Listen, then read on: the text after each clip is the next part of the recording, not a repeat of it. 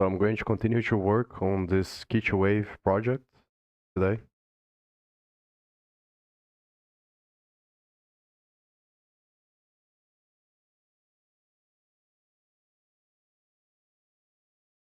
I just had an agent do the last refactor on this, and I was discussing with GPT the direction that I think is the most interesting to pursue.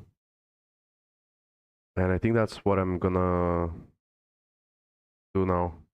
Probably gonna read the codes and then just think about like where to go from here. But I think that probably the most interesting thing is gonna be to change parameters.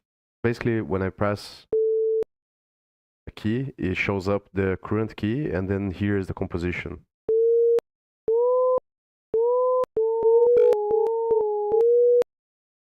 And then I can play the final composition here.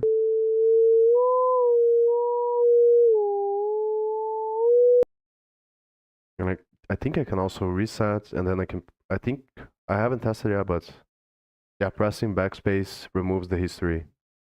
It's basically creating an audio file from what I type here. And then this one shows the current key, the last key that I pressed. Then here is the parameters as well. I'm not really sure. Okay, so it seems that it's working with the waveform here. But these parameters, I'm not really sure. So this is the part, I'm gonna read the code and I'm gonna have to spend some time thinking about what to do now. But the idea is like you have, the events are symbols and the symbols are operators on the audio field. And the controls are the properties of the field. So every time you press a key, it runs a function, like a mathematical object that represents the field. It changes the value, and then it changes the final wave.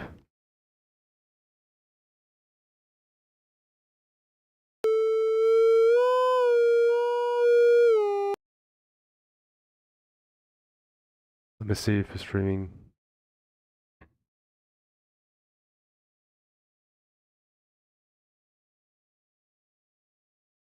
It seems like that there's a lot of delay on YouTube. Yeah.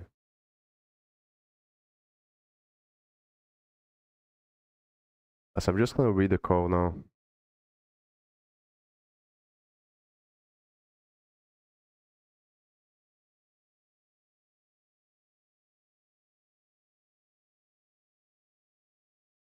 But the architecture is basically the same. So I have this Rust crate, which is the only one I have so far.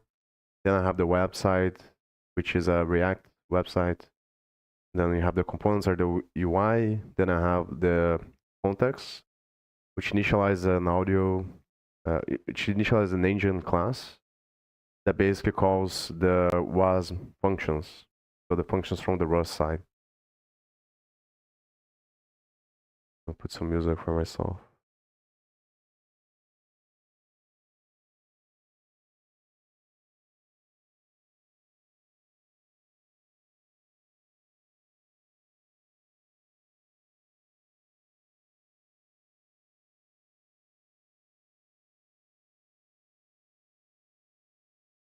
And the last thing that I was just discussing with GPT is that in order to avoid having a bunch of branching instructions, it makes more sense to have the equation be based off the natural nature of the symbol data. The example that I gave GPT is, for example, you consider a key code the equivalent of its UTF-8 value, and then you make the mathematical functions based off that value. So naturally, you change the structure of the equation based on the way that it relates to the data.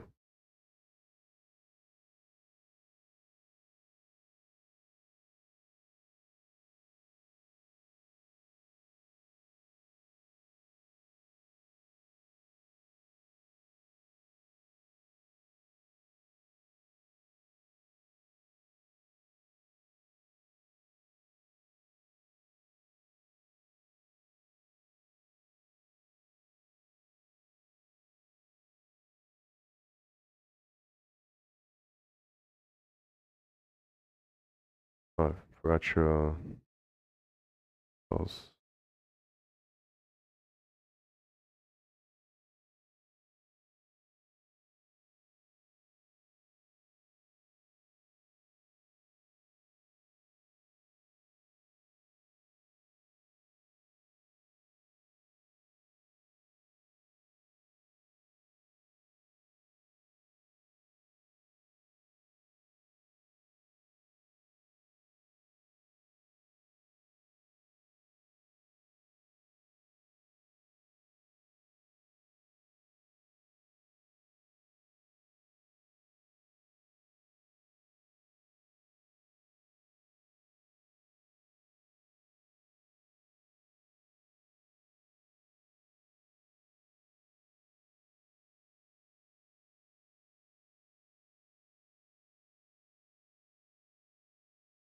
Maybe you should follow the execution from the front end. It's probably gonna be easier to understand what is the mathematical object.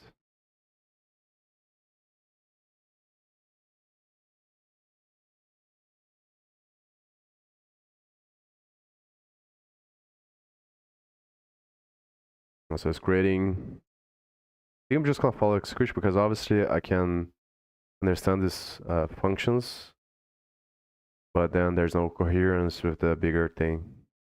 It's creating like the field, as I said, with these physical properties.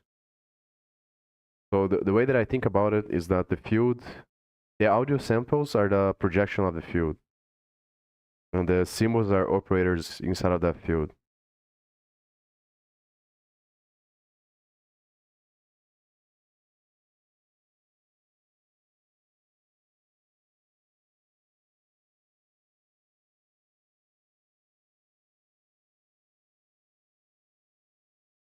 This thing that I don't like that much because I'm not sure if it's useful. But then it goes back to the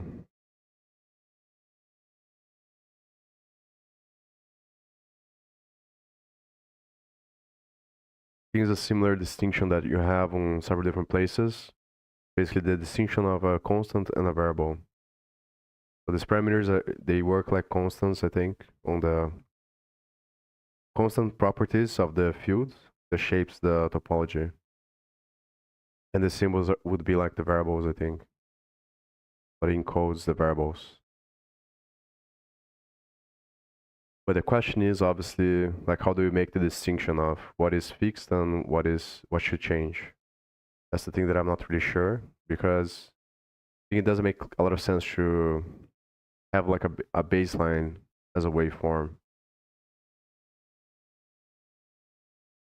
Maybe it does. Kind of like it works kind of like a filter, I think, or I don't have a lot of experience with audio engineering, so I'm not really sure. From what I've seen roughly, like superficially from other software, I think that usually have several different tracks, but then each track is like a blank slate. And maybe these control parameters, they help you have a predetermined baseline of roughly what kind of sound you want.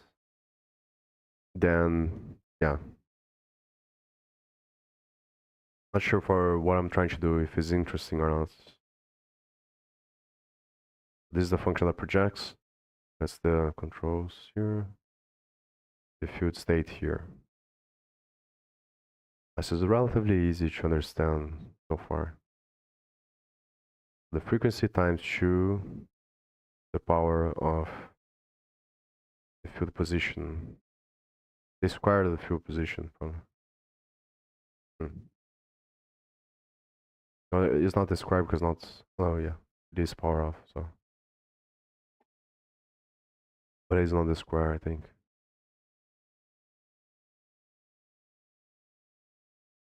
Or actually, it might be.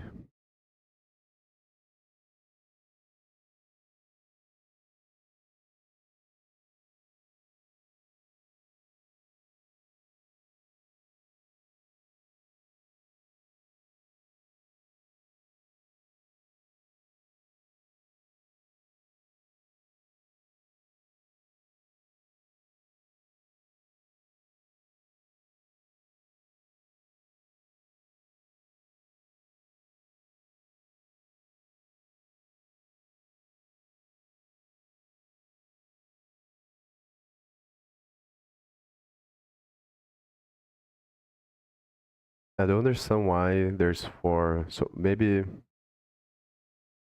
because there's four control parameters, but I don't understand why like each one.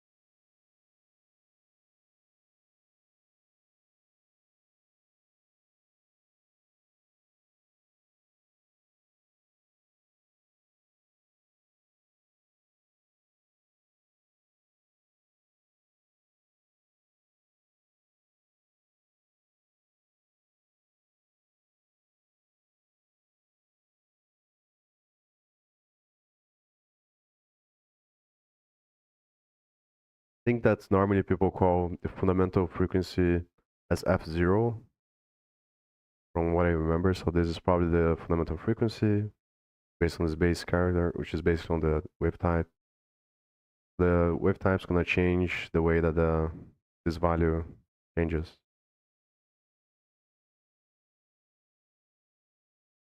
It's like a baseline, as I said before.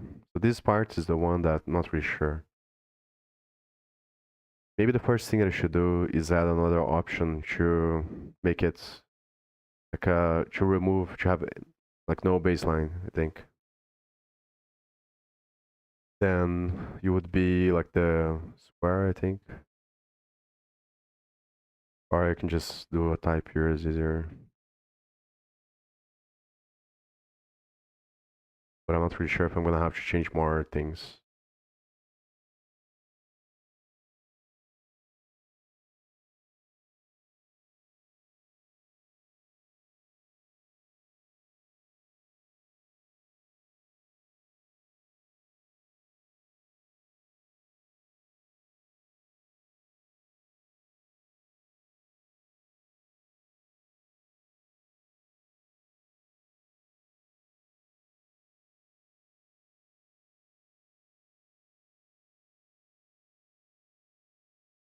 Should,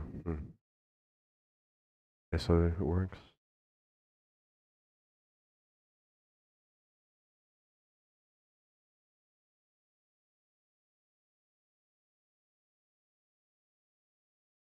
And this is just us. I'm gonna follow the flow of execution from the UI to the backend, and then I'm gonna think about. I think the natural thing to do. Maybe it's better to create experiments first.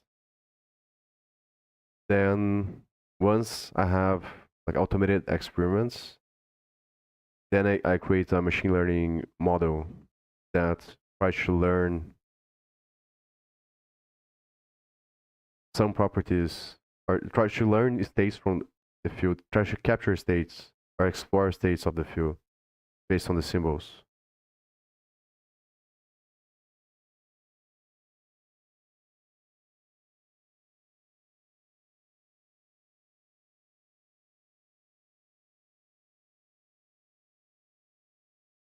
So another interesting thing would be to implement the Fourier series, I think.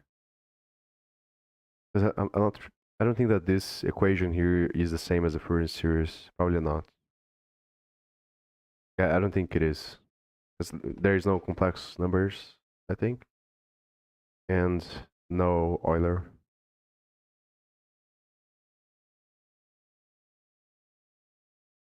And this is most likely the function that renders the field, so creates the other.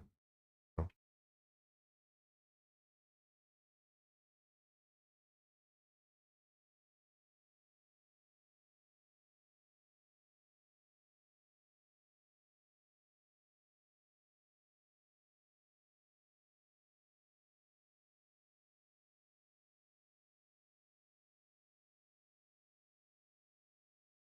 So this one creates the change based on the symbol, I think. Let me go from the front end to the follow the flow of execution.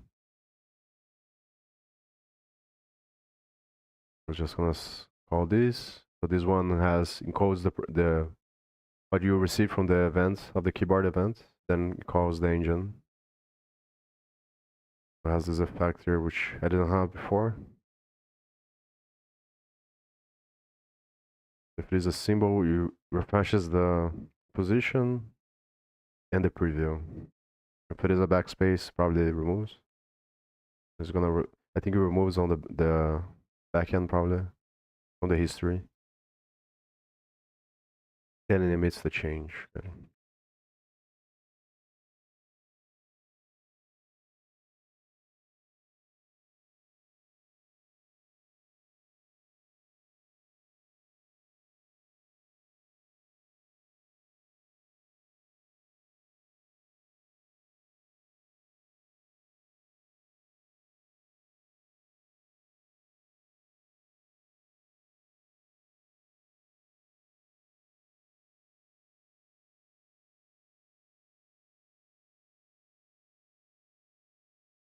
So obviously, is like holds the state of every key that was pressed. So if it is a backspace, it's gonna pop from the it pops from the transducer. The transducer is the thing that is gonna encode the mathematical relationship, I think. Or maybe not.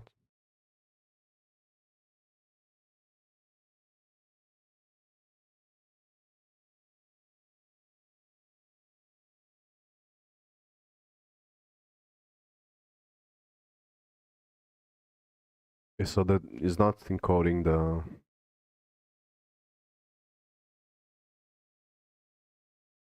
It's just checking to see if it's printable.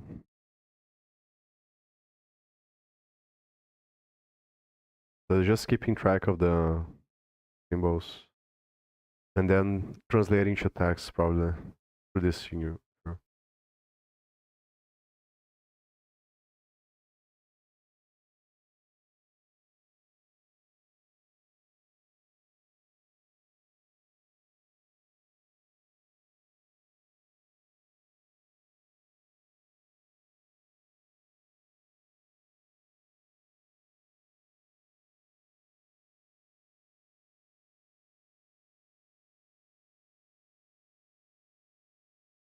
So probably is gonna happen on the render after. So this just keeps track of it. Actually, what does this return? It returns this key. Keyboard effect.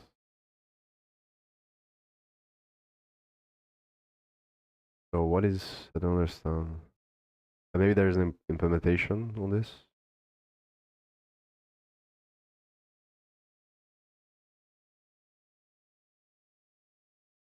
It might be because of the macros here.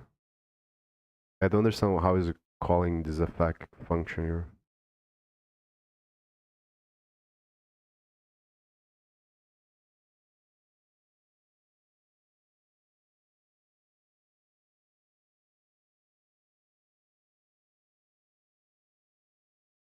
Hmm.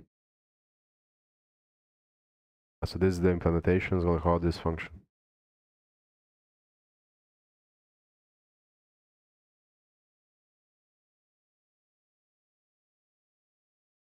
It returns the symbol as a string, I think.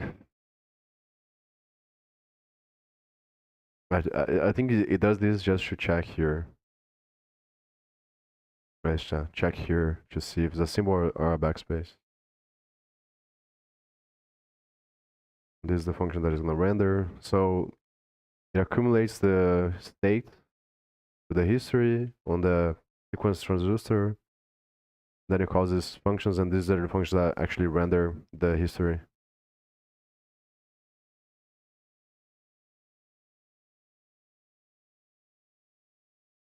And this is the function that is going to transform the code into an operator, and then it applies the operator on the field. Okay. Pretty easy to understand.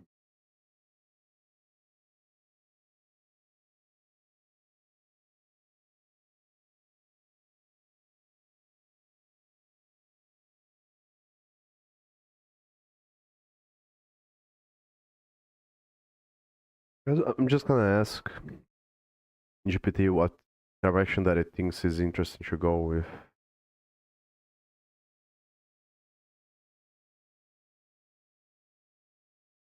I needed some.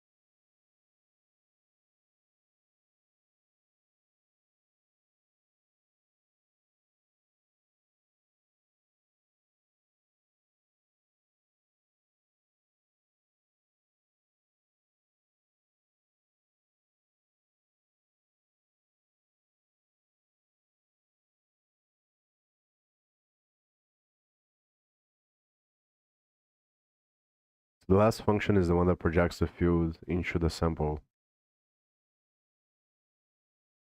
This one, so I think I understand now. So first, it gets the history from the state, then it uses the function to convert the symbols into operators based on the other function. Then it applies that to the field from the fresh one. Then it implements here, I think. Yeah, it implements the field state here. Or actually, here is implementing the control on the field state. So it implements the operator first, then implements the controls. Then it projects here into a linear audio sample. Like a one-dimensional audio sample, I think. Based on this formula. I'm gonna ask GPT, what does it think? My first, sure if I should ask, I'm gonna ask what it thinks first, because I already, from my perspective, what would be interesting next two things to do is to add, like, there's two different directions that are kind of related for the first phase, which would be to add experiments and then to add multiple different tracks, and each one then has its own controls and like a mixer that you can build the final sample. And the other one right after that, or maybe like back and forth with that, is to train a model. So I should implement an AI model to learn features or learn how the operators change the field, and then the other obvious thing to do is to try to change the mathematical equations, so the core functions there, or implement several different core functions to get different audio.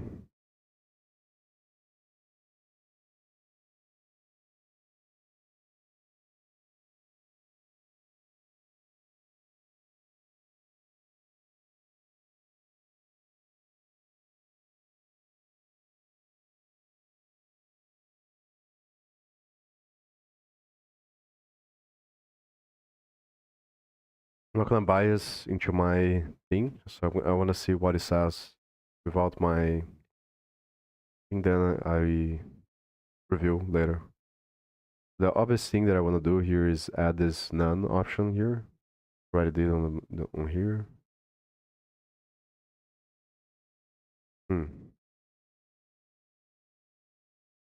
So maybe here I have to add this.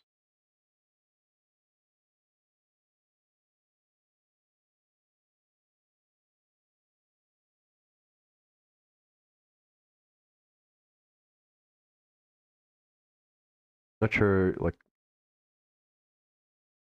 if it makes sense to add this as none or if this is gonna work there, like, because this is the default option, but I don't think it matters that much.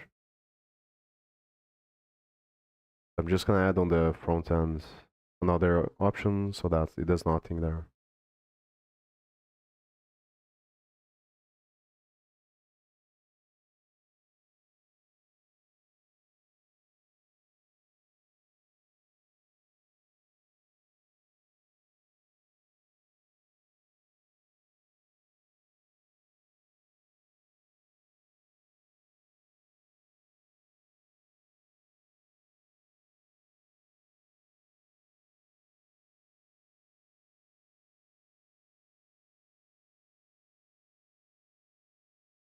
Mm.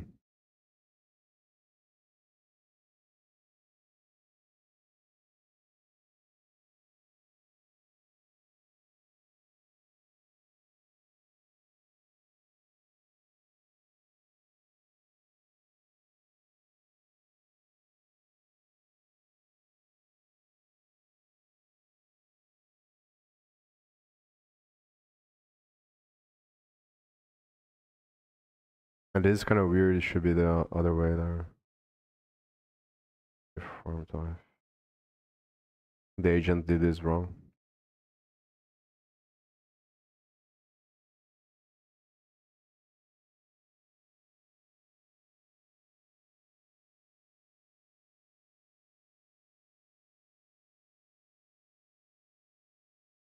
I should be there.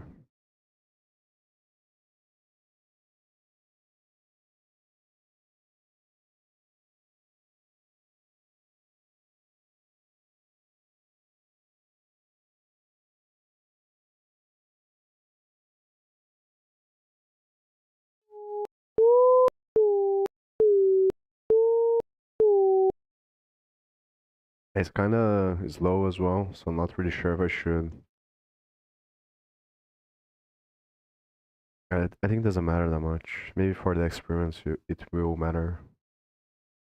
But obviously for this wave it has to be synchronous because I want to listen to the key, listen and see the how the key current key works.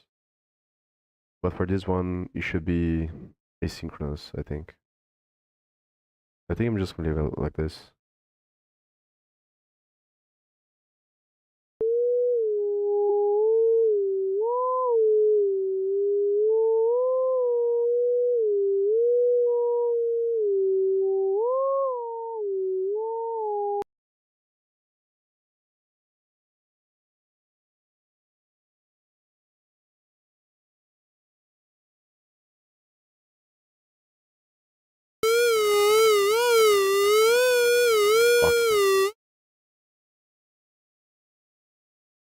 There should be a pause button.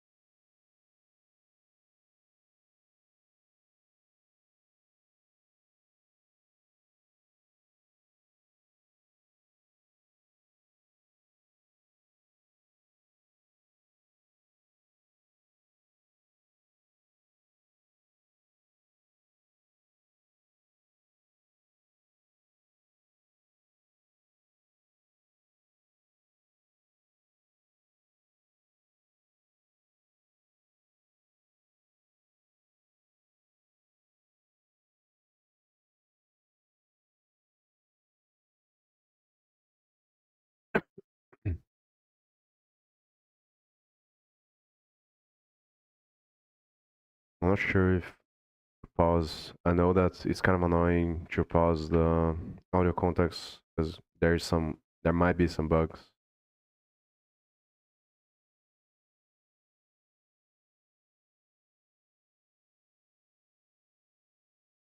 I'm not sure if I do the same thing. Just call pause.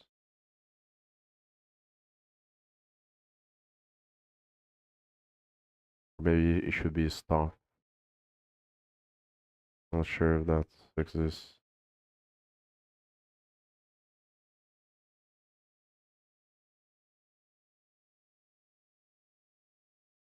Because the audio context, it just builds the buffer, but it doesn't play, I think. Should be this bars. No.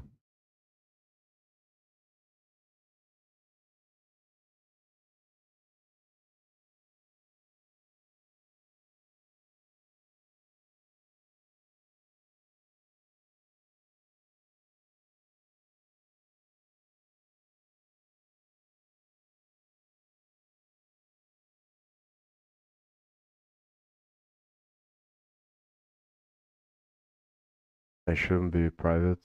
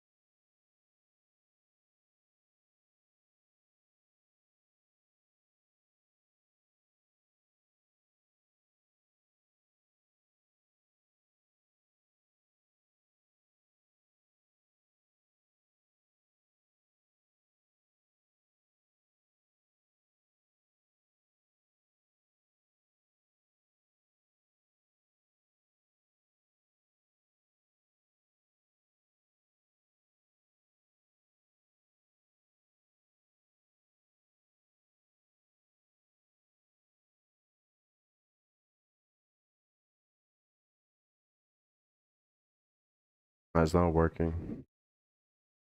Hmm.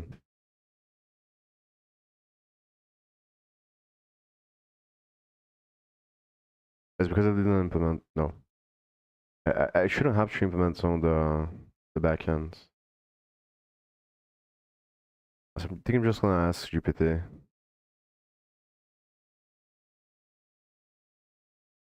Because it should be the same. I don't think if I do it on separate lines is gonna matter. It should be the same source. Play composition.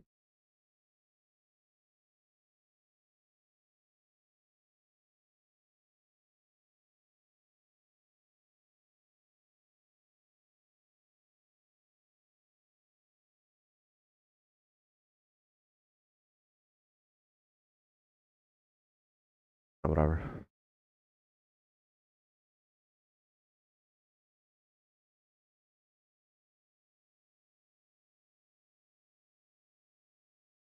Decomposition necessary to study that symbol operator right word arrow recurrent field right word arrow projection. The direction I pursue first I would temporarily treat audio as an observation instrument rather than the objective. The current hash right word arrow arbitrary 4 times 4 matrix by right word arrow 10 setup proves that non-commuting symbolic operators work, but it doesn't yet give us much control over what kind of symbolic geometry emerges. I would start systematically designing the operator algebra. Experiment 1. Near identity operators instead of where underscore s is essentially arbitrary. Try with small. The important difference is that every symbol becomes a perturbation of the existing state rather than potentially rewriting it. Conceptually, current symbol right word arrow new arbitrary transformation experiment. Symbol right word arrow small deformation of existing trajectory. I think this could be extremely important for Q2 wave. You want ABCD to feel like a trajectory that has accumulated 5 transformations rather than the fifth symbol mostly erasing the first 4. Then I explore operator geometry. There are several operator families I test against each other. Rotations let symbols generate antisymmetric matrices and construct. So now symbols literally rotate the latent state. This gives a very clean physical interpretation. Symbol direction changing operation sequence path through latent geometry and importantly in dimensions greater than or equal to 3. So you retain non-commutativity naturally without relying on arbitrary random dense matrices. Euler rank operators something like each symbol modifies the field along only one or a few directions. That would let us study whether symbolic composition can emerge from very simple primitives. It also gives us interpretable questions. Which direction does symbol A excite? Which direction does B suppress? What happens when their subspaces overlap? I find this much more scientifically interesting than random matrices. See rotation plus translation. This might be my favorite early candidate, where our symbol specific rotation, B symbol specific displacement, then symbols have two effects. Rotation right word arrow changes interpretation of existing history. Translation right word arrow injects new information that seems remarkably close to what you actually want from symbolic context. The second big direction, explicitly study memory. Your current second order field already gives you momentum in memory. But right now we're mostly listening to it. I start measuring memory quantitatively. For example, take a and measure the distance between their states after each subsequent symbol. Something like then plot symbol index right word arrow state distance. You just experimentally measure the field's memory decay curve. That's a powerful concept for the whole project. You can ask how many symbols into the future does one perturbation remain detectable. instead of vaguely saying the system has context. Even better, multiple memory timescales eventually replace one uniform KD pair with several latent modes. For example, dimension 0 to 1, fast response, fast to data dimensions 2 to 3, slow response, long memory, or with 8 dimensions, too very fast, too slow, too very slow, then the latent state behaves somewhat like a bank of temporal filters. You get recent simple information, medium term context, longer term context without implementing an RNN, transformer, explicit history buffer, or linguistic rules. Mathematically, I think about it as a continuous memory spectrum. That feels very T2 wave. Third, investigate the latent field independently from audio. This is probably the most valuable tool in addition I would make. Not a major infrastructure refactor, just instrumentation. For every sequence, record, target Q position X velocity V per symbol. Then visualize trajectories. For 4D, you could plot projections. X0 vs X1, X0 vs X2, X1 vs X3, and eventually PCA when you increase dimensions. Imagine typing A, A, B, C, D, D, and seeing 5 trajectories through field space. That would immediately reveal things that waveform plots cannot. For instance, ABCD and DCBA sound identical might be because their latent trajectories are actually similar, or their latent trajectories differ greatly, but DX hides the difference. That distinction is central to the architecture you designed. A metric I really want to see: sequence separation data corpus of generated sequences. Compute the final states and calculate pairwise distances. Now you can ask, does the field collapse histories? If everything ends up near one attractor, that symbolic capacity does everything explode apart randomly. High distinction, low structure, do related sequences occupy related regions? That is potentially very interesting. I'd also measure operator commutators you've already established, but instead of merely testing that they're unequal, measure how non-commutative they are. For linear operators, and then build a matrix, a BCD A0. 4.1.8b.40.7.2c.1.70.5. That's basically an interaction map between symbols. Now Q2 Wave starts having an experimentally inspectable symbolic algebra. That sounds much more interesting to me than immediately trying to improve the synthesizer. Then audio projection becomes a separate scientific experiment once we know latent field has interesting geometry. I'd start asking what acoustic system can expose that geometry. I would probably move beyond X0 rightward arrow pitch X1 rightward arrow gain X2 rightward arrow harmonic mix X3 rightward arrow phase fairly soon. Not because it's bad as a perfect initial probe, but because each dimension having a fixed handcrafted acoustic meaning may conceal interactions. One direction I find much more interesting is a small resonator bank. For example, with field coordinates controlling, resonant frequency damping excitation coupling rather than directly saying dimension 0 means. Pitch dimension 1 means volume, then the field controls an acoustic dynamical system, not just parameters of an oscillator. The architecture becomes symbol dynamics, downward arrow latent dynamical field, downward arrow acoustic dynamical system, downward arrow samples that starts approaching something capable of formants, timbre evolution, resonances, and eventually speech-like behavior without explicitly introducing phonemes. One particularly strange experiment I tried let the field itself oscillate. Right now the field evolves toward a target, while a separate oscillator makes audio. Instead imagine part of the latent state follows, with cross-dimensional coupling in K. Symbols then inject forces, rather than changing the target. You could get symbol downward arrow impulse into coupled resonant field, downward arrow rings downward arrow next symbol perturbs existing ringing system that is a beautiful physical model. Typing becomes literally exciting modes of a dynamical object, and sequence context exists because the object is still moving when the next symbol arrives. I would absolutely experiment with this. My preferred progression, I wouldn't branch into 20 things simultaneously. I'd run roughly the sequence, at latent state recording and metrics. Measure trajectories, sequence distances, memory decay, saturation, and operator commutators. Replace random dense matrices with controlled operator families. Start with near identity, rotation plus translation, and low rank operators. Characterize memory. Determine experimentally how quickly earlier symbols disappear from the state. Introduce multiple temporal scales. Give different field modes different damping/stiffness rather than one homogeneous field.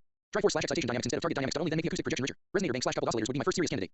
Later ask whether ML can optimize the algebra/dynamics. The experiment I'd implement first if we were opening audio underscore field. Ours right now, I'd personally start here, where, with small epsilon, keep everything else unchanged. Then test record, target distance, position distance. Velocity distance, waveform distance over time. That experiment answers something fundamental. Can a sequence of small non-commuting geometric transformations produce a stable latent history space? If the answer starts looking interesting, I think you found the actual research core of Q2 Wave.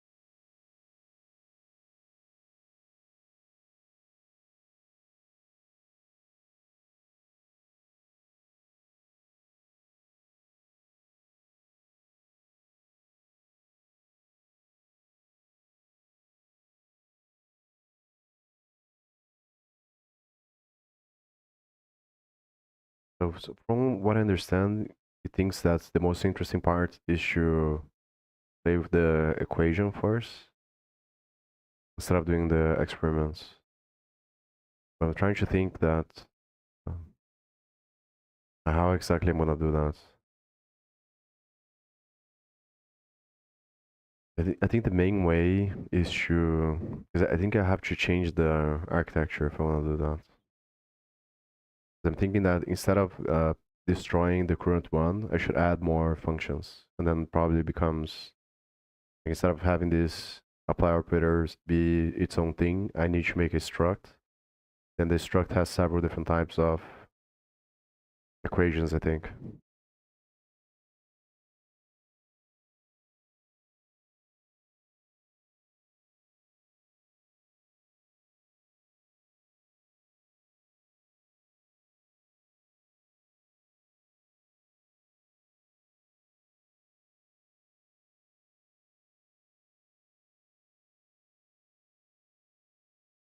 So another obvious thing is to change the field dimensions as well.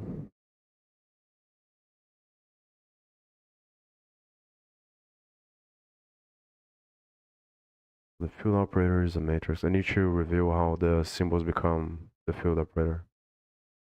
Or I'm not sure if they become here. So initialize the matrix, and then the code does something to the symbol. Loops over the fields. Then uses this function, and it basically Yeah, so this is what GPT is saying about the tangent, I think. Because this thing, because the signal function is the amplitude times a sine wave, sine function.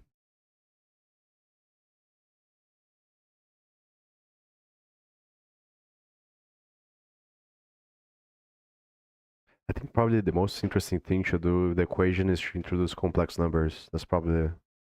I'm gonna ask GPT for that. Like, what does it think about that?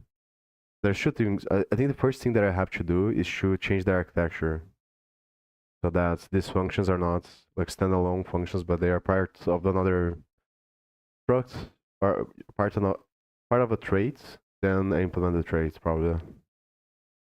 I'm gonna ask that first. Because there's multiple ways to turn an op- to turn the code into an operator. Is this function what this function is doing? And then there's multiple ways to do the rest, so to apply the operator as well.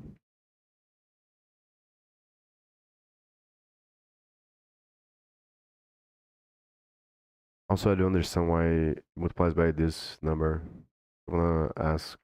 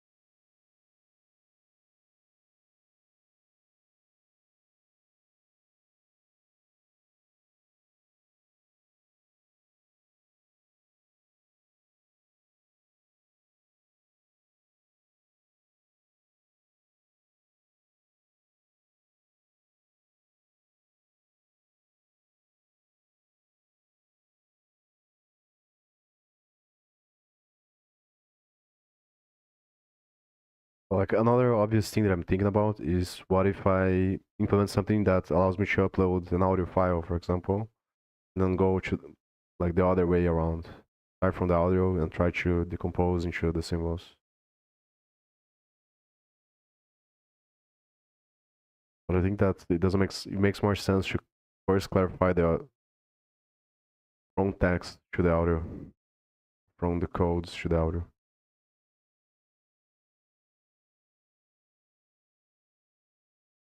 So I'm just gonna ask that.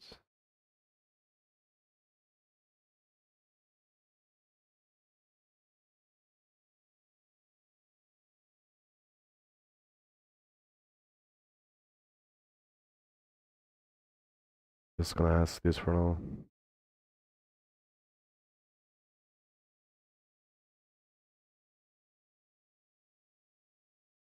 Because one thing that I'm thinking about there is that I can see the wave.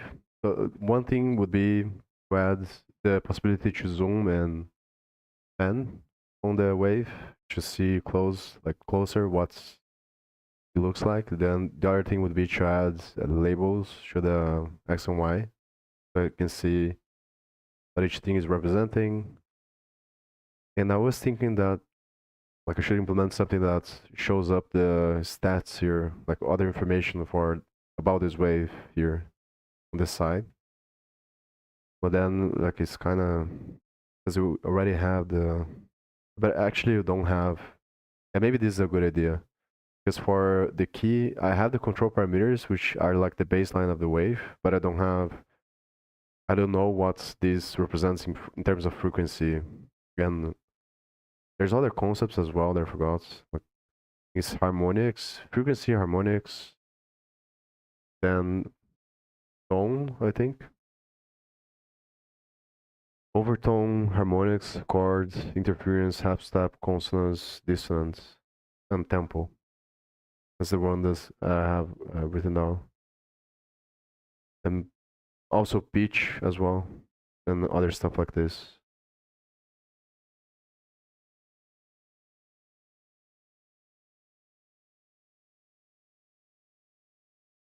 But I think that the only things that I would be able to display is the stuff that is actually on the model, obviously. Unless I create something to extract from the equation, but then it becomes something different, I think. It makes more sense for me to create the model and then I just have some way for the UI to extract the information that it shows here about the wave. And I think that I should probably, for this, it's probably better to use an agent to do the UI stuff. It's just easier.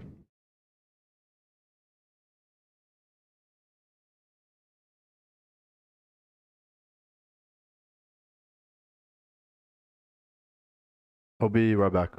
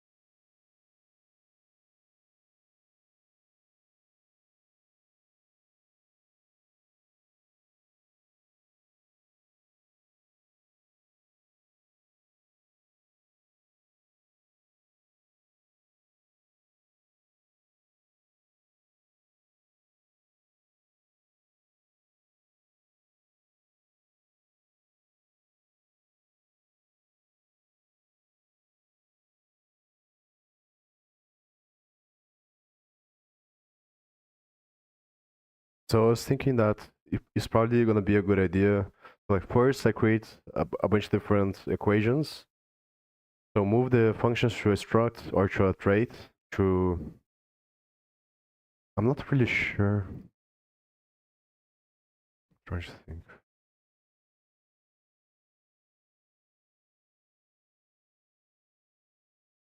Like because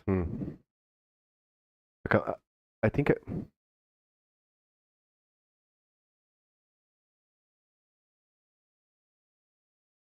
I'm not really sure if it is a trait that I have to implement. Because I'm not really sure if I should force all the functions to do like to have the same type, and then just implement several variations of that. Probably yes, but I'm not really sure if that it is a trait. I think it is probably. Yeah, so I have a trait with the topology of what I need here. So render field. Probably a trait, it is the correct thing to do. So implement a trait with the all the functions here. And then I created several different implementations of that trait, each one with a mathematical equation. And then once I have all these different implementations, then I create a bridge between the UI and the equation.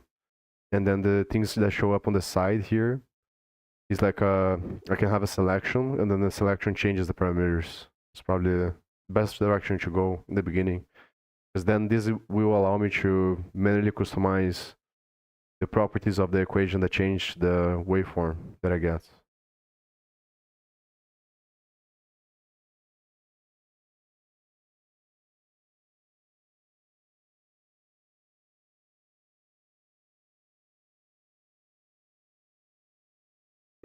Holy fuck. I think I'm just gonna spend like some time training or reviewing data structure, so the Rust training stuff, and I'm gonna stop this for now, and I'm gonna read that response from ChatGPT and think about it, and probably use an agent to create the. I think I'm gonna try to use an agent and then just interfere if it fails or if the architecture becomes broken. But maybe I'll do the trait manually, which is just copying the function, getting the traits. Like it's not that hard to do, I think. But the hardest part is the equations and then the machine learning later, I think.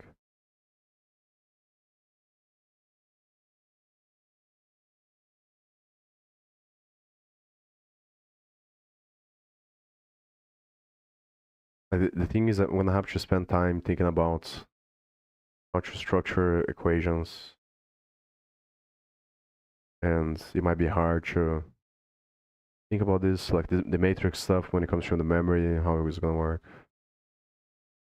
think I'm just gonna read the response off stream from ChatGPT.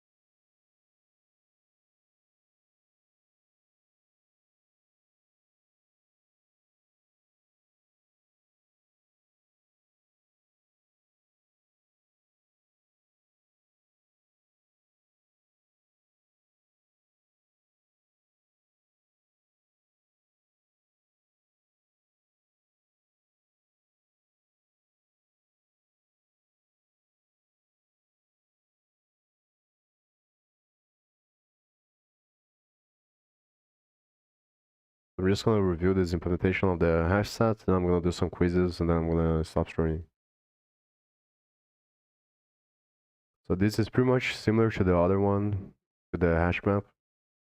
So I have this hash probably that implements the algorithm for the hashing. I think it's gonna be basically the same thing. So this shifts the this fixed number here by 5. I don't understand why. Like why not shift by 5 here instead? I guess like each time on the loop is gonna change. Yeah, so it's accumulating the shifts. Probably gonna wrap around, I think. Yeah, wrapping adds. Then it adds the bytes.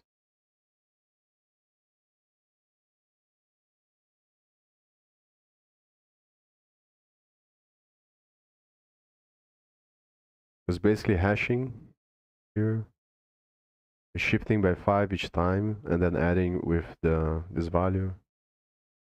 Or adding, because it's gonna change with each iteration, but then it just adds to the value here, and then adds the bytes. That becomes the hash. Okay. And for string is basically the same, but then just changes the type of bytes, I think. So the B here. It's doing this so that you can create the hash set both with integers and strings. Then creates the node, the key and the value. And obviously the difference is going to be that it has to check, or it has to ensure that there's only one value.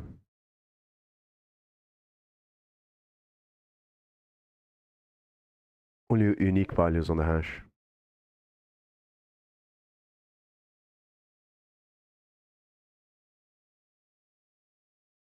Pretty sure, maybe this one, maybe it didn't copy. It's weird that the name is hash map here.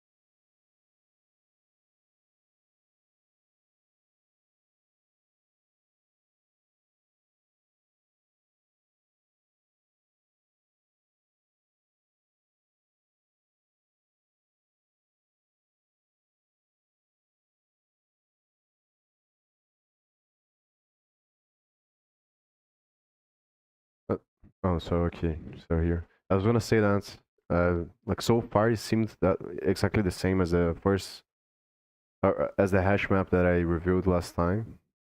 But I think that that's just the implementation of the hash map. And then here it implements the hash set.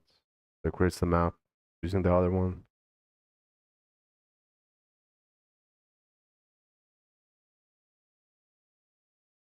Yeah, I don't understand this. Like why?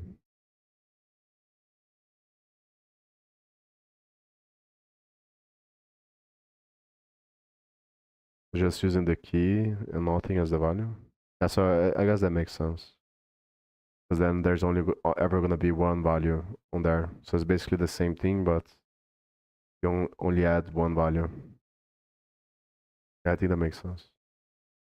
But there might be some inaccuracies when it comes to memory that ChatGPT is gonna talk about.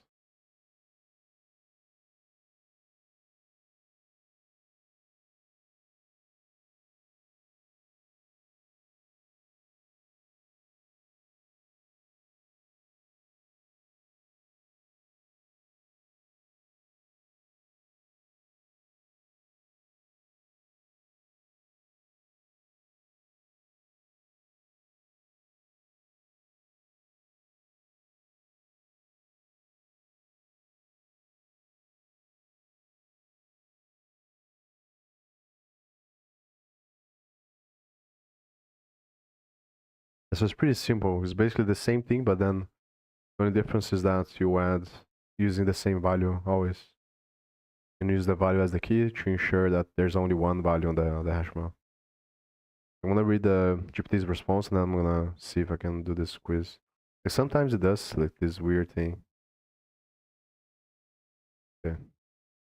I get stuck there. I'm not really sure why. Might be something with the script that I did for this.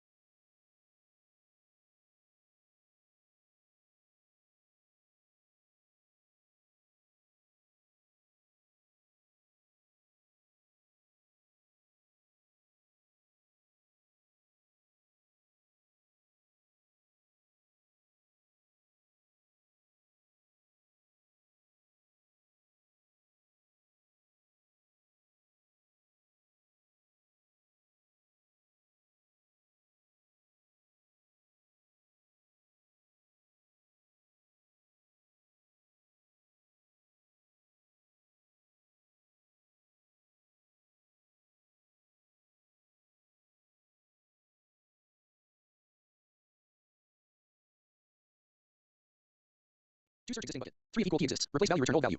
4 key is definitely new. 5 check whether len 1 crosses threshold. 6 row if necessary. 7 recompute bucket index. 8. Insert. That expresses the actual invariant theoretically. For the most important undocumented invariant is the hash contract. Your generic down says Rust KEQ hashable, but those two traits have to obey a relationship. A. B of hash B but hash otherwise this structure breaks. Imagine a B but hash cap 3 hash B cap 9 when you search for B. You search bucket 9. But the equal key is sitting in bucket 3. The map can then contain 2 keys that are supposedly equal, which means your hash set can contain duplicate logical elements. There's another important requirement. The hash of an inserted key must remain stable while the key is inside the table, otherwise insert key right word arrow bucket 5 keys hash changes contains key right word arrow looks in bucket 11 and the key seemingly disappears. This isn't unique to your implementation. Real Rust hash collections have essentially the same logical constraint, but because you're defining your own hashable, I would explicitly document it. Rust types implementing hashable must obey. If a B, then if a hash B but hash. The hash of key must remain stable while it is stored in a hash-based collection. Hash should be deterministic for a given key value to upgrade hashable from hash self. Use 64. That's an important data structure lesson. 5 row itself is nicely implemented. This is probably my favorite piece of the underlying map. Rust let make herself buckets. Add update while at some node curl next node next update let new underscore idx node keep hash size new underscore cap node. Next new underscore buckets add new underscore idx update new underscore buckets add new underscore idx some node next you're doing an actual node migration, not rebuilding k v values. Conceptually, old chain, a right word arrow b right word arrow c right word arrow none becomes. Take a remember b rehash splice a into new bucket. Take b remember c rehash b splice b into new bucket. That is a good implementation. You also correctly understand that growing requires rehashing. You cannot simply copy bucket I to bucket I because Rust old underscore index hash old underscore cap new underscore index hash new underscore cap and those can differ. Excellent point for a reconstruction exercise. 6. The geolocation logic is also basically correct during growth. You empty every old bucket using Rust. Take so after migration, old buckets, none. Then Rust alloc the alloc self buckets is new to 8. Old underscore layout doesn't abandon any nodes. Likewise drop does. Rust let make herself buckets but add update while at some node curl node next each box node is consumed one at a time. So the keys, values, nodes, and their allocations are destroyed. Then the raw bucket array itself is deallocated. The ownership hierarchy is therefore hash map raw allocation containing buckets option box node. KB next box node, and your destructor unwinds that hierarchy correctly. 7. But your unsafe blocks need safety comments for normal application code. I might call this stylistic. For an unsafe data structures learning repository, I consider it much more important. For example, Rust unsafe let bucket but self buckets idx should make you articulate why it is legal. The reasoning is approximately 1. Self buckets points to an allocation containing self cap initialized option box node k v values. 2 bucket underscore index guarantees idx self cap. 3. Therefore self buckets idx remains inside the allocation. 4 mode self guarantees no other operation through this hash map is simultaneously creating an alias immutable reference to this bucket. 5. The pointed to option is initialized. That's the reasoning that makes the unsafe block sound. The comment shouldn't just say Rust safety pointer is valid. It should state the invariant that makes it valid. That's where a lot of the educational value of writing this structure manually comes from. 8. Grow has a panic safety weakness is more advanced, but worth knowing. Consider Rust let make herself buckets add update. Let new underscore idx node keep hash size new underscore cap hashable is a user defined trait. Therefore, Rust node keep hash can theoretically panic. At that point, you may already have some nodes move right word arrow new allocation, some nodes still right word arrow old allocation, but new underscore buckets is merely a raw pointer. It has no array owner that automatically cleans it up during unwinding. Consequences can include leak new bucket allocation, leak nodes already moved into old hash map logically missing some entries len no longer. Matching actual stored entries is not automatically UB, but the structure is not panic safe. For this level of exercise, I would probably document this rather than massively complicating the implementation.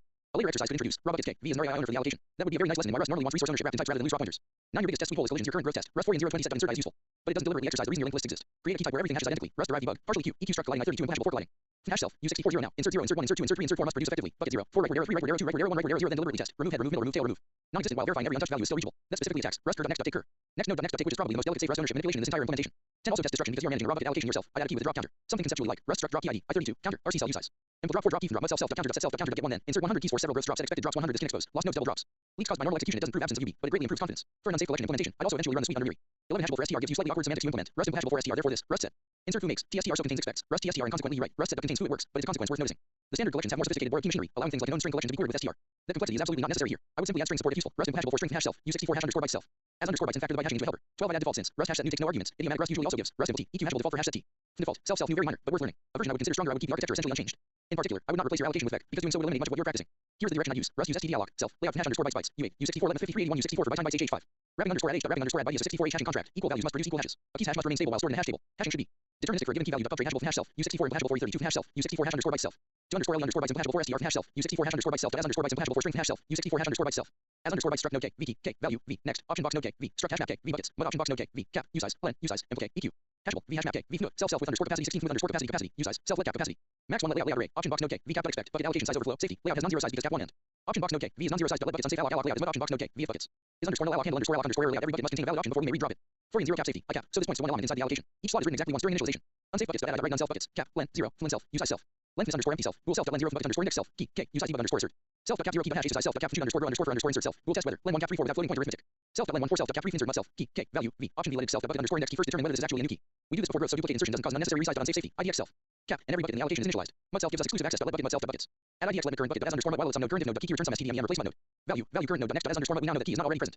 If self should underscore grow underscore for underscore insert self grow growth may have changed the bucket index let itself bucket underscore index key unsafe safety idx self cap this bucket is initialized and exclusively accessible through mud self let bucket mud self buckets but add idx let old underscore head bucket take bucket some box new node key value next old underscore head self len 1 none self key k option v let itself bucket underscore index key unsafe safety idx self cap and the bucket points into the live initialized allocation known by self let current self buckets but add idx but as underscore ref while it's some node current if node but key returns some node value current node but next but as underscore ref none remove mud self key k option v let itself bucket underscore index key unsafe safety idx self cap the bucket is initialized and mud self guarantees exclusive access to its linked list. Let mud link mud self buckets but add idx loop let should underscore remove match link but as underscore ref some node key none return none if should underscore remove let much remove link take unwrap link remove but next take self len 1 return some remove value link mud link but as underscore mud unwrap next then grow mud self let underscore cap self cap let new underscore cap old underscore cap check underscore mul 2 but expect hash map capacity overflow let new underscore layout array option box node k v new underscore cap expect bucket allocation size overflow let new underscore buckets unsafe alloc new underscore layout is mud option box node k v new underscore buckets is underscore alloc handle underscore alloc underscore error new underscore layout 4 0 new underscore cap unsafe new underscore buckets add right none 4 0 old underscore cap unsafe safety I old underscore cap every old bucket is initialized. Take leaves the old slot is done let current self buckets but add take while it's some node current let next node next take let new underscore idx node key hash size new underscore cap let new underscore bucket mud new underscore buckets add new underscore idx node next new underscore bucket take new underscore bucket some node current next let old underscore layout array option box node k the old underscore cap expect existing bucket layout must remain valid every old bucket is now none so all nodes have been removed into the new allocation order handled above the unsafe alloc the alloc self buckets is new to old underscore layout self buckets new underscore bucket self cap new underscore cap k v drop 4 hash map k v from drop mud self 4 0 self cap unsafe safety I self cap each bucket is initialized and belongs exclusively to this hash map during destruction. Let current self buckets but add take while it's some node current node next let layout array option box node k v self cap expect existing bucket layout must remain valid safety self buckets was allocated with this exact layout and every linked allocation has already been released. Unsafe alloc the alloc self buckets is new to layout pub struct hash set t map t empty eq hashable hash set t pub node self map hash map new pub with underscore capacity u size self map hash map with underscore capacity pub insert mud self value t bool self map insert value does underscore none contains self value t bool self map get value does underscore sum pub remove mud self value t bool self map remove value does underscore sum pub self u size self map len pub is underscore empty self bool self map does underscore empty eq hashable default for hash set t default self new the important thing here is that this is fundamentally a different implementation. The geometry remains hash set hash map t raw bucket array box node none box node I mostly tightened the invariants around it test side immediately this is the one additional test I consider essential Rust test conclusions underscore survive underscore insert underscore remove underscore underscore growth derive debug partially q eq struct colliding 32 and hashable for colliding from hash self u64 0 11 set hash set with underscore capacity 2 4 and 0 20 assert set insert colliding insert underscore eq set len 20 headish middle and tailish positions in the chain assert set remove colliding 19. That single test teaches you more about whether this implementation works than several ordinary integer tests. I eventually add a deterministic model test to your hash set I32 versus std collections. Hash set I32 and run thousands of pseudo random insert contains remove operations checking after every operation that return values match links match membership matches that's extremely effective for data structure. Exercises. Ratings category current implementation correctness 8.5/10 memory safety 8/10 educational value 9/10 idiomatic Rust 7.5/10 data structure reasoning 9/10 test quality 6.5/10 I wouldn't call the current code bad or fundamentally flawed. The major architecture is right. Ownership through the chains is handled well. Rehashing is real rather than fate and hash set t is composed elegantly from the map. The main step from working exercise solution to strong unsafe Rust training solution is making the hidden invariants explicit. Allocation initialization, pointer bounds, aliasing assumptions, eq/hash coherence, load factor semantics, collision behavior, and destruction. That's where this exercise becomes much more valuable than merely recreating the hash set API.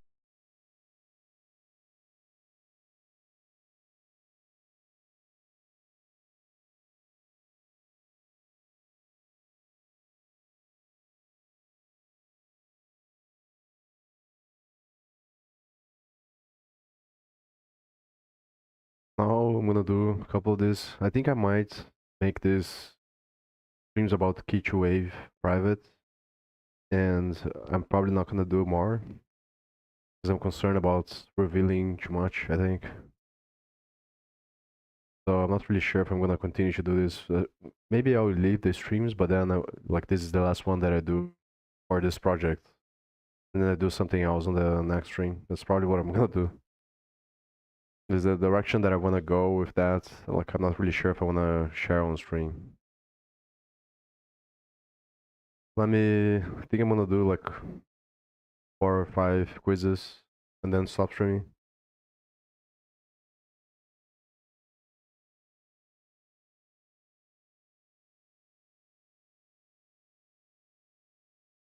I was asking what is the output. Uh, at this one, I remember that it's kind of annoying, but like the lesson here is that on Rust, map is lazy. So when it declares here, it doesn't run the map right away. It only runs inside of the loop here, I think. Yeah, when you use it, then it runs, I think. It's something like that. So let me see.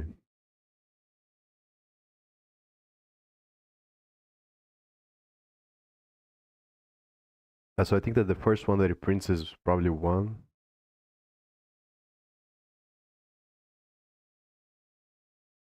then 2. Hmm. As module, I think it's gonna be I think it prints these ones first, probably, and then after that it prints the result of the map. I think that's what happens. It's gonna print 1, the module will be 0, I think, then 2, 1, and 3, 1, I think, something like that.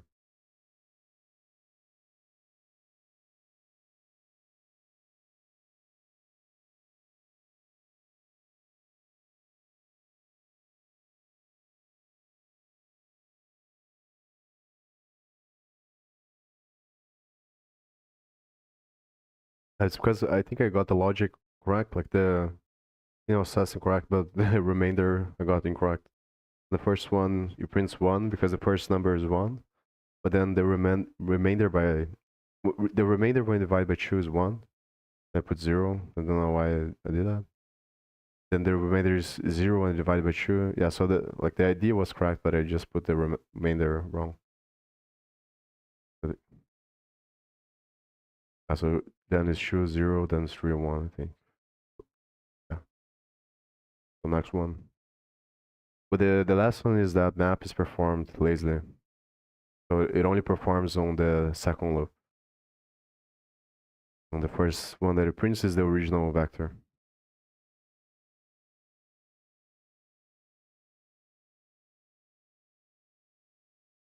Okay, let's see. We have a struct that has the debug, analysis, intro, is the name. These structures.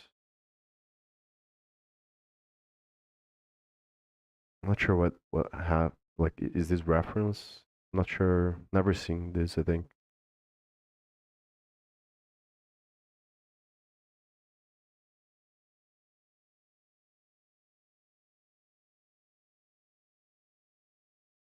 I think it's gonna be an error, but I'm not really sure why.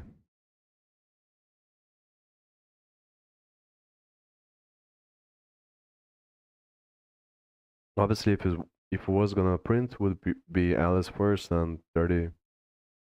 And here I'm not really sure what would print. Maybe it would print the struct because of the debug macro.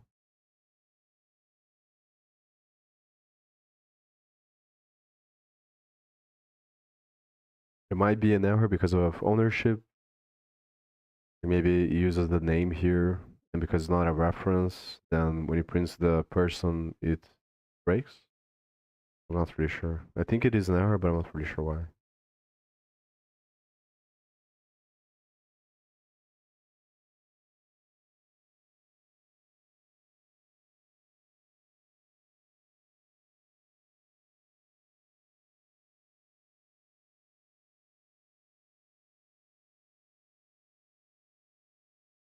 Okay, so it is kind of like what I said. The person becomes partially moved because of the personal name. So this one, it moves the name, this variable from the struct, and it borrows the age because of the reference. But then when it tries to print, because the name was moved, then you can't print the struct because it doesn't have ownership, I think.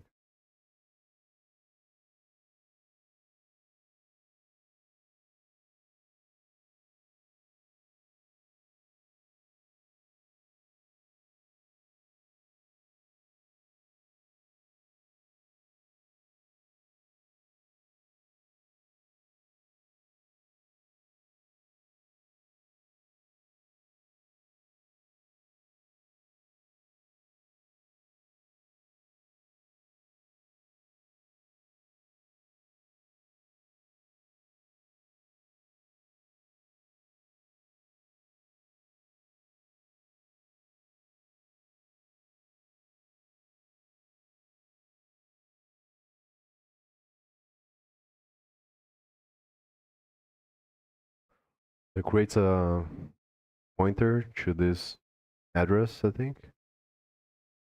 So no, immutable pointer to the first address, to the address of the first value of the vector. Then it tries to push. I think it's gonna be an error, maybe. Maybe not because it's a const. But I think maybe this is undefined behavior because it could change when you push to the vector, it could change the address of the first. But since initialized with capacity here, maybe not.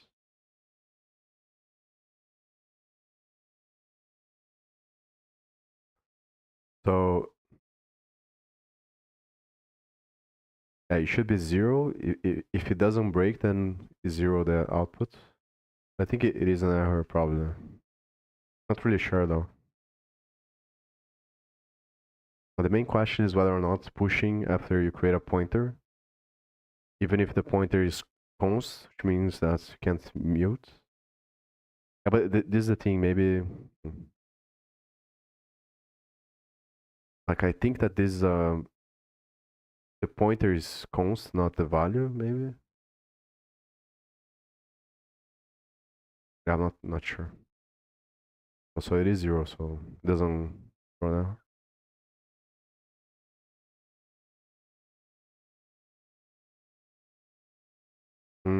So this is the danger. So it does compile, but it's dangerous because when you push, you can force the vector to grow. So if you force the vector to grow, you would change the memory. And then when you dereference, it can cause undefined behavior, I think.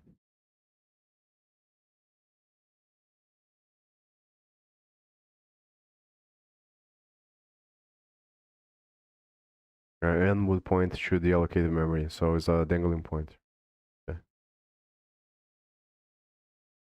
think I understand. No. And the thing, maybe I'll ask Grok or another LLM. I want to ask whether or not this. So first, I'm gonna ask what does it think is the answer.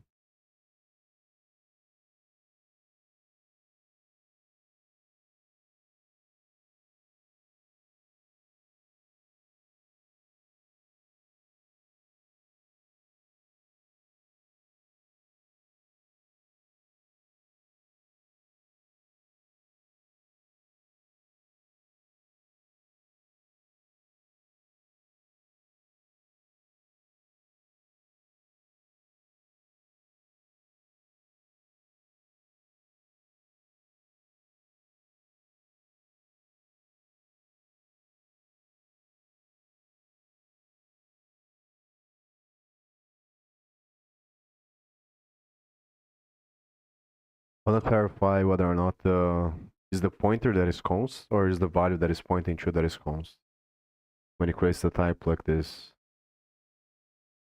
Because I think that here, what the square brackets, from what I understand, does is dereferences the address, so it gets the value first of the first element, and then you get the address of that value with the %, and then it typecasts using this s. But here, I'm not really sure if it is the pointer that is going to be const or if it's going to be the value that is pointing to that is going to be const.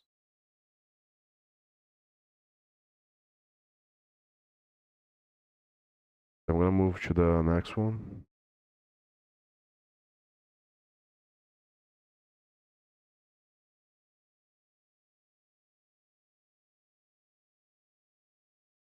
This one I remember being annoying. I think it's because of the closure. Something to do with the way that the order in which the compiler is gonna make sense of the operators, I think. And this is like all of these are I forgot the name, but it's kind of like a lambda function. Maybe the name is closure. I don't remember really well.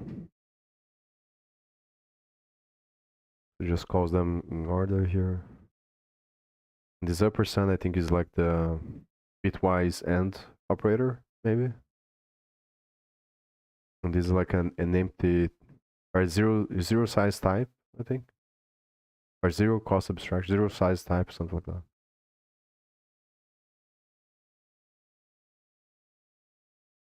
Okay, so it's implementing the bit end for this. Okay, for this type here. The output's gonna be type output's gonna be this. So I assume that what this function does is like determines what behavior you want to happen when you have this % operator or this thing here, this symbol. It's gonna print the 0 value. So it's probably gonna print 1 here. This is the S. As I think maybe it prints 1 and then 2 here. And the other ones it doesn't print anything.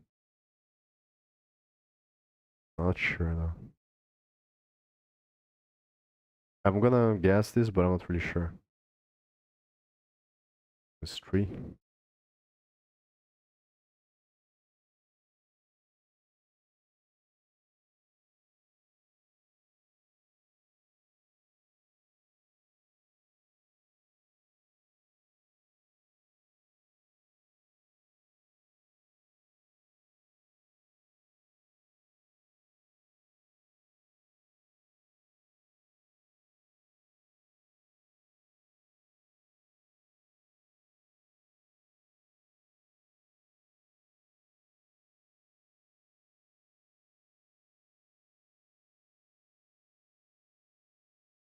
Okay, so the lesson is that the first 3 are closures. So they implement the trait there. The other one is not because of one of the symbols, I think, because it uses the square brackets, I think. Closure body consists of an empty block statement. Oh, and the other one is an address. It's not a it's not a bitwise. I think that's the there's a different type.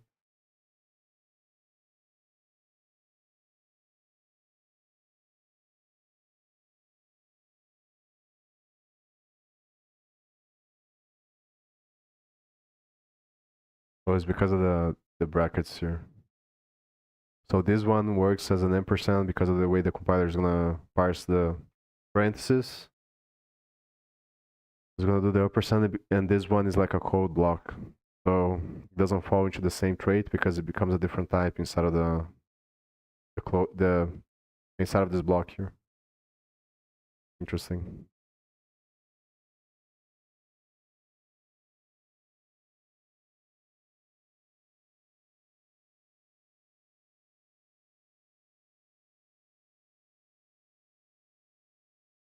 It prints 0. Why it works, and when it wouldn't. Vec with underscore capacity. 4. Allocates a buffer that can hold 4 I 32s. The loop pushes 0, 1, 2 right arrow len equals 3. Capacity equals 4.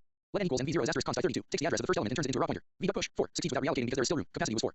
The underlying buffer stays at the same address, so the pointer end remains valid. Unsafe asterisk and therefore reads the original value 0. If the capacity had been smaller, e.g. with underscore capacity 3 or the default capacity, the push would have reallocated, moved the data to a new buffer, and then would have become a dangling pointer. Here for ranking it would be undefined behavior. Anything could happen, crash, wrong value, etc. Raw pointers do not participate in Rust or checker the way references do. Once you have a asterisk const t slash asterisk mut t, the compiler no longer tracks aliasing or validity for you. You are responsible for guaranteeing the pointer is still valid when you reference it. That's why the code needs unsafe. What asterisk const I32 means Russell and v0 is const I32 asterisk const I32 is a raw pointer to an immutable I32. The point t, the I32 it points to, is treated as const. You cannot write 3 asterisk const t without first casting it to asterisk mut t. The pointer variable itself is not const. You can reassign it to point somewhere else. Contrast with C. Rust C equivalent meaning asterisk const I32 constant pointer to constant mut I32 and asterisk pointer to immutable int. No direct. Equivalent int asterisk const pointer to immutable int. Rust does not have a built-in const pointer type the way C does. Immutability of the pointer itself is expressed by making the binding immutable. Let vs let mut. How this fits into Rust model normal references and t slash and mut t are checked by the border checker and come with strict aliasing rules. Raw pointers asterisk const t slash asterisk mut t are the escape hatch. Creating them is safe. Here ranking them is unsafe because the compiler no longer guarantees validity or uniqueness.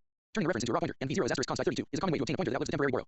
After that point, you must ensure the memory stays alive and is not moved slash reallocated while you still use the pointer. In short, the program is well defined only because the vec did not reallocate. The raw pointer is just an address. It does not keep the data alive or prevent moves. Yeah, so the answer is that the value is actually const, not the pointer. Because Rust doesn't have that. Rust uses mute to allow mutating. Yeah, so I'm going to stop streaming here.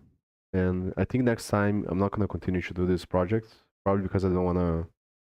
I'm going to take that into a direction that I don't want to show on stream, I think. And then, so I'm probably going to do something else. So, yeah, see you then.